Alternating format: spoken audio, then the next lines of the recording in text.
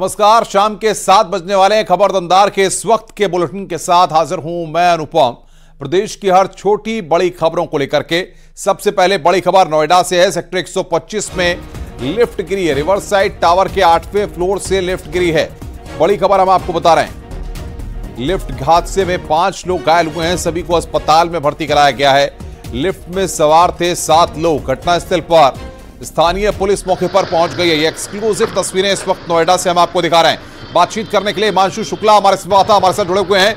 हिमांशु, एक और लिफ्ट हादसा नोएडा में हुआ है, बताइए क्या जानकारी आपको मिल पा रही है? बिल्कुल अनुपम, देखिए सेक्टर 125 में रिवर साइड टावर है और 8वें फ्लोर से ये लिफ्ट गिरी है। और आपको बता दें, इस लिफ्ट में 7 लोग सवार थे, जिनमें से 5 लोगों को चोट आई है।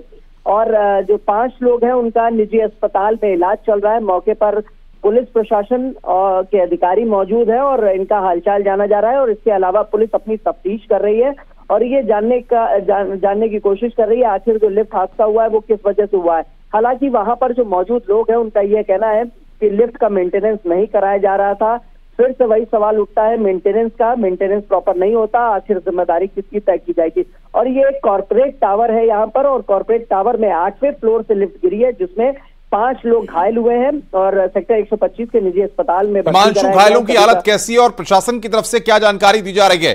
क्या कोई कार्रवाई भी आने वाले वक्त में देखने को मिल सकती है?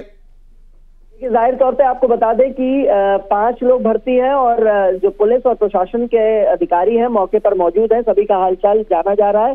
फिलहाल बताया जा रहा है कि कोई भी ऐसा व्यक्ति नहीं है, सभी लोग सुरक्षित हैं और किसी की जान को खतरा नहीं है, ये स्पष्ट किया गया है पुलिस अधिकारियों की तरफ से। फिलहाल पुलिस का कहना है कि तफ्तीश के बाद कार्रवाई की जाएगी और लगातार जिस तरीके से हम लोग देख रहे हैं नोएडा और ग्रेटर नोएडा, बिल्कुल आप नजर बना के रखिए, आगे भी हम आपसे अपडेट लेंगे। हिमांशु शुक्ला ने इस खबर को सबसे पहले ब्रेक किया है।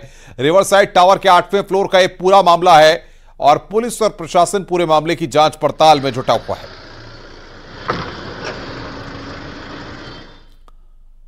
आगे बढ़ते हैं। मऊ से खबर है, बुलडोजर एक्शन देखने को मिला है। प्रशासन ने अवैध अतिक्रमण करने वालों पर कार्रवाई की है। सराय लखनसी इलाके के बड़ुआ गोदाम में तालाब के जमीन पर अवैध तरीके से बनाई गई 8 दुकानों को बुलडोजर से ध्वस्त किया गया, जिसके बाद प्रशासन ने करीब 2 करोड़ की संपत्ति को अपने कब्जे में ले लिया है। बताया जा रहा है कि सरकारी जमीन पर कब्जा कर अवैध तरीके से इन दुकानों का निर्माण कराया गया था।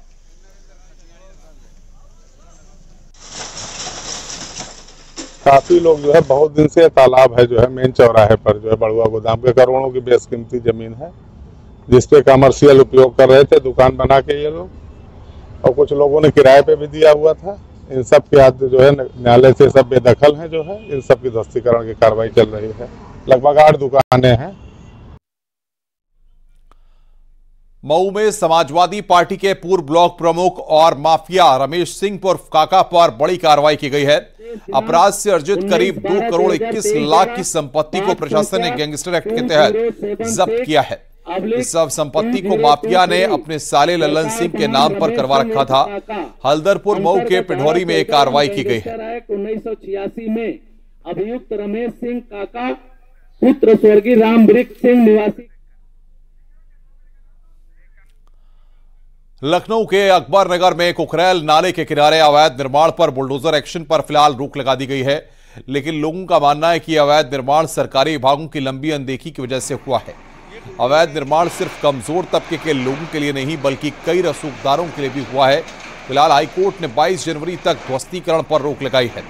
अकबर नगर की 102 दुकानों 1200 घरों के ध्वस्तीकरण का यह पूरा मामला है। 27 कारोबारियों ने एलडीए के ध्वस्तीकरण के नोटिस को हाईकोर्ट में चुनौती दी है।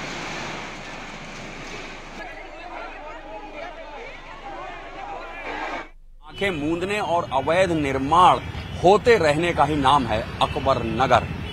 कुकरेल के किनारे बरसों में ही ये अवैध निर्माण हुए।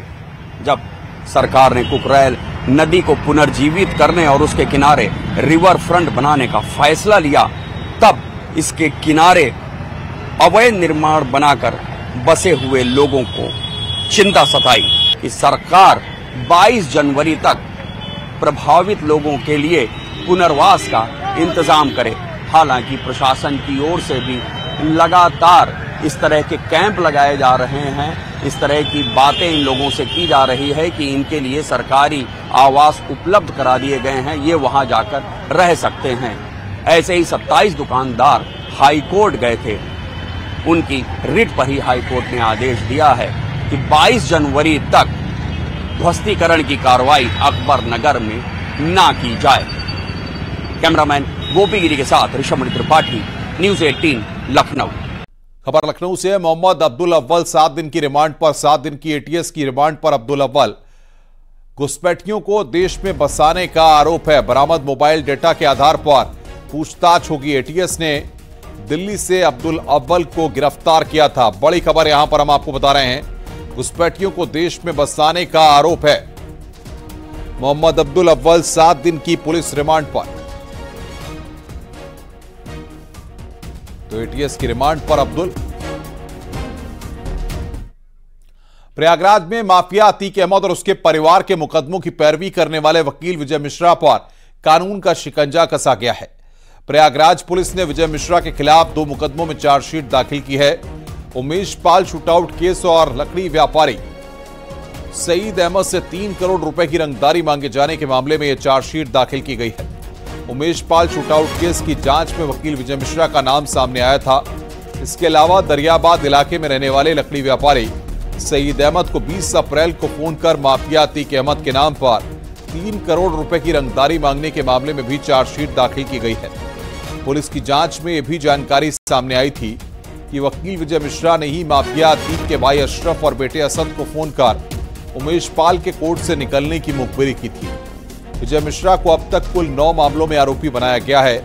उसके खिलाफ पहला केस साल 2003 में दर्ज हुआ था। विजय मिश्रा के खिलाफ गैंगस्टर एक्ट के तहत भी कार्रवाई हो चुकी है।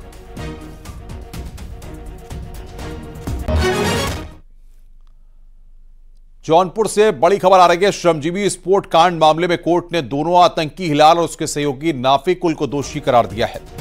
2 जनवरी को कोर्ट सजा का ऐलान करेगी। जौनपुर कोर्ट में दोनों को पेश किया गया था। आपको बता दें कि 18 साल पहले 28 जुलाई 2005 को श्रमजीवी विस्फोट कांड हुआ था।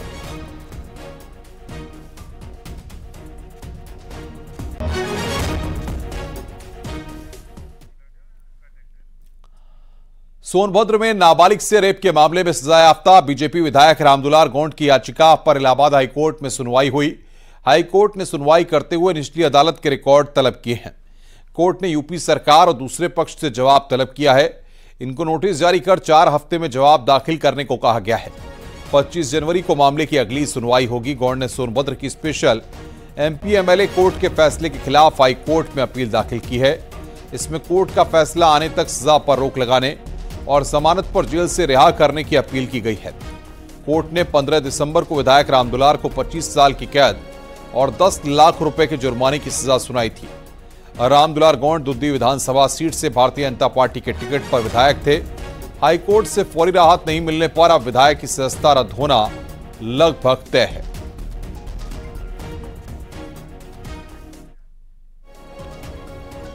आगे बढ़ते हैं। महराजगंज में युवक की संदिग्ध हालत में मौत को लेकर जमकर बवाल हुआ है। गुस्साए लोगों ने पुलिस पर पथराव किया।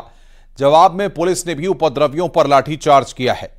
बता दें कि युवक की संदिग्ध हालत में लाश मिली थी। लोगों ने पुलिस पर लीपापोती का आरोप लगाकर बवाल किया। बनियारा थाना इलाके की यह घटना है। घटना की जानकारी मिलने पर कई थाने की फोर्स मौके पर पहुंची और काफी मशक्कत के बाद हालात को काबू में किया गया।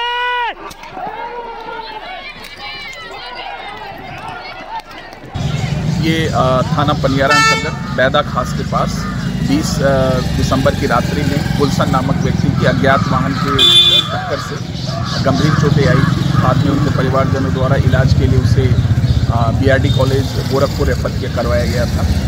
आज 22 तारीख को सुबह उसके कुछ परिवारजन बाहर से आने वाले थे, लेकिन परिवारजन व गांव के कुछ लोगों द्वारा अचानक जाम लगाने का प्रयास किया गया। परिवारजनों को समझाया गया है, सबको अंतिम संस्कार के लिए भेजा गया है। इस पूरे प्रकरण की जांच की जा रही है। जांच उपरांत जो भी चीजें निकल के आएगी उसके आधार पर आगे की कार्रवाई की जाएगी। उत्तर प्रदेश के पूर्व शिक्षा मंत्री राकेश धर त्रिपाठी के खिलाफ आय से अधिक संपत्ति मामले में प्रयागराज एमपी एमएलए कोर्ट ने 3 साल की सजा सुनाई है। साथ ही 10 लाख का जुर्माना भी लगाया गया है। सजा के बाद जमानत याचिका दाखिल की गई। कोर्ट ने राकेश धर की 40 दिन की अंतरिम जमानत मंजूर कर ली है। पूर्व मंत्री 1 मई 2007 से 31 दिसंबर 2011 के बीच उत्तर प्रदेश के उच्च शिक्षा मंत्री के पद पर रहे। इस दौरान आय से 2 करोड़ से अधिक संपत्ति का आरोप लगा। इस मामले में कोर्ट ने सजा सुनाई है। 23 नवंबर 2012 को प्रयागराज के मुट्ठीगंज थाने में केस दर्ज किया गया था। बाद में यह केस एमपी एमएलए की स्पेशल कोर्ट में ट्रांसफर कर दिया गया था।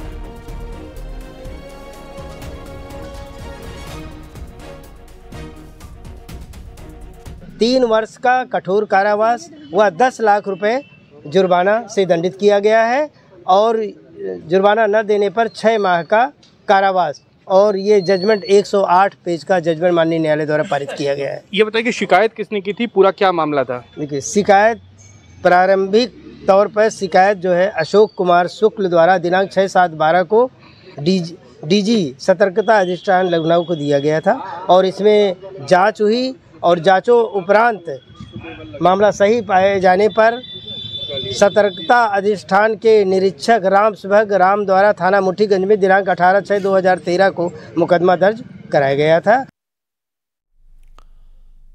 नोएडा से इस वक्त की बड़ी खबर, मोटिवेशनल स्पीकर विवेक बिंद्रा पर केस दर्ज किया गया है। विवेक बिंद्रा पर पत्नी से मारपीट का आरोप लगाया। 6 दिसंबर 2023 को यानिका से शादी हुई थी। पत्नी से बुरी तरह से मारपीट का आरोप लगाया। सेक्टर थाना 126 क्षेत्र में केस दर्ज किया गया है। बिंद्रा के यूट्यूब पर 21.4 मिलियन फॉलोअर हैं। इंस्टाग्राम पर 3.9 मिलियन फॉलोअर हैं। तो विवेक बिंद्रा पर एफआईआर दर्ज की गई है। मोटिवेशनल स्पीकर विवेक बिंद्रा पर एफआईआर दर्ज की गई है। सेक्टर 126 में यह एफआईआर दर्ज की गई है।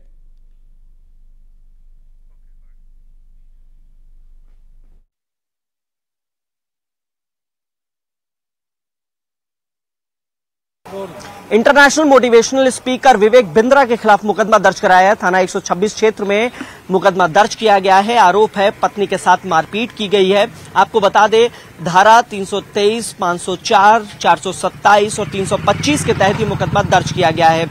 एफआईआर में बताया गया है कि विवेक बिंद्रा और उनकी मां के बीच बहस हो रही थी। इस दौरान जब पत्नी ने हस्तक्षेप करने की कोशिश की तो विवेक इससे चिढ़ गए और उसके बाद पत्नी को कमरे में ले जाकर मारपीट की है, जिसके बाद ये मुकदमा दर्ज कराया गया है। पुलिस अधिकारियों का कहना है इस पूरे प्रकरण में जांच की जा रही है और जांच के आधार पर कार्रवाई की जाएगी। कैमरामैन सोनू के साथ हिमांशु शुक्ला, न्यूज़ 18, नोएडा।